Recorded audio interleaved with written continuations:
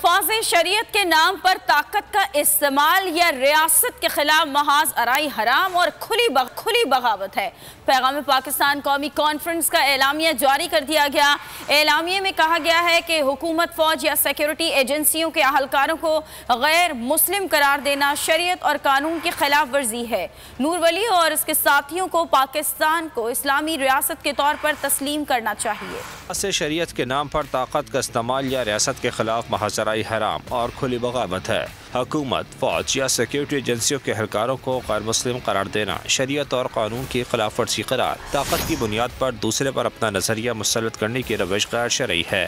पैगाम पाकिस्तान कौमी कॉन्फ्रेंस का इनेकाद किया गया। कॉन्फ्रेंस में मुल्क भर से मुख्तलिफ मकातिब फ़िक्र के जय्यद उलमा ने शिरकत की। उलमा ने कलदम TTP का बयानिया मुस्तरद कर दिया।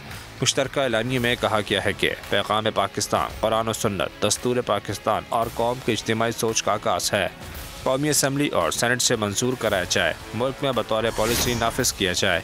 मुफ्ती आज़म पाकिस्तान मुफ्ती तकी उस्मानी का कहना है कि पाकिस्तान एक इस्लामी रियासत है। पाकिस्तान एक ऐसी रियासत है कि जो मुसलमान है उसका दस्तूर